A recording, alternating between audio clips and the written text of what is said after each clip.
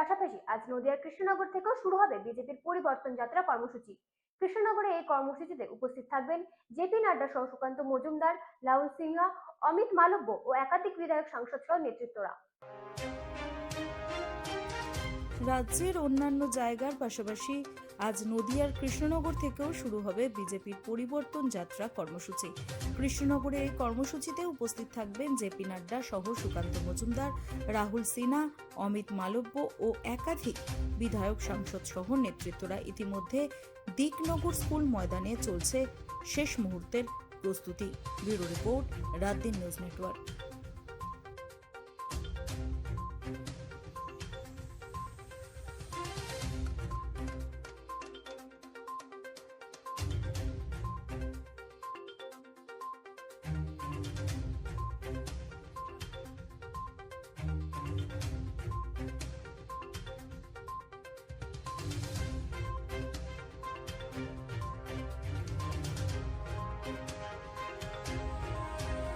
দিদি, আজ জেপি নাড্ডা আসছেন, একদম নদিয়ার কৃষ্ণনগর থেকে পরিবর্তন যাত্রা শুরু হচ্ছে। আপনাদের কি মনে হচ্ছে এবছরের যে 26-এর নির্বাচন, তার আগেই পরিবর্তন যাত্রা নদিয়ার এই কৃষ্ণনগর থেকে শুরু হচ্ছে, তা কতটা কার্যকর হবে বলে মনে করছে? 200% কার্যকর হবে। পরিবর্তনের কর্মসূচি নদিয়া উত্তর সাংগঠনিক থেকে শুরু হয়েছে। এটা আমাদের জন্য অনেক সৌভাগ্যের বিষয় যে জেপি নাড্ডাজির হাত ধরে আমরা আগামী দিনের যে কর্মসূচির সূচনা করেছি, এটা আমাদের অনেক বড় সৌভাগ্য। এখান থেকে আমরা শুরু করছি, মানে চোখে চোখ রেখে হাড্ডাহাড্ডি একটা লড়াই হবে, এতে কোনো দ্বিমত নেই। আর আগামীতে আমরা বিজেপি সরকার আমাদের পশ্চিমবঙ্গে রাজত্ব করবে, সুশৃঙ্খলা আনবে। যেটাকে বলি, রাম যখন রাজত্ব করেছিলেন, রামের আমলে যেরকম সুশৃঙ্খল একটা পরিবেশ ছিল, সেই রকম আমাদের পরিবেশ চাই। আর রাজ্য আমাদের যাতে রাম রাজ্যের মতো হয়, এরকম একটা চিন্তাভাবনা নিয়ে এই কর্মসূচি থেকে আমাদের লড়াইটা শুরু হচ্ছে। আগামী 2026-এর যে চোখে চোখ রেখে লড়াইটা আমরা করব, এই কর্মসূচি থেকেই আমাদের সেই সূচনা। একটা প্রশ্ন রাখবো, বাংলা জুড়ে নারী নির্যাতনের সংখ্যা বাড়ছে, আপনারা অভিযোগ করছেন, সেক্ষেত্রে নারী নিরাপত্তা বিষয়ে আপনাদের কি মত? দেখুন, আমরা কর্মরত যারা আমাদের বাইরে বেরোতে হয়, আমরা যখন ট্রেনে করে আমাদের একটা ট্রেন মিস হয়ে গেলে পরের ট্রেনটায় যখন ফিরি, তখন আমাদের চিন্তা হয় যে সঠিকভাবে সুস্থভাবে ঘরে ফিরতে পারবো তো সেই চিন্তা ভাবনা যখন আসছে, তখন ভাবছি যে আমাদের যখন পশ্চিমবঙ্গের একজন মহিলা মুখ্যমন্ত্রী, তিনি আমাদের প্রোটেকশন দিতে পারেন না, রেপিস্টদের আড়াল করেন, সেই জায়গায় দাঁড়িয়ে পরিবর্তন যদি না আসে, আমরা বিশেষ করে যারা বাইরে কাজ করে খাই, আমাদের মতো মেয়েদের তো সুরক্ষা নেই, যারা ঘরে আছে তাদেরকেও তুলে নিয়ে যাওয়া হয়। এখন যা সিচুয়েশন হচ্ছে, আগামীতে আমরা ঘর থেকেও বেরোতে পারবো না। আমাদের কি যে অবস্থা হবে, বাংলার মায়েদের দুর্দশা শেষ থাকবে না।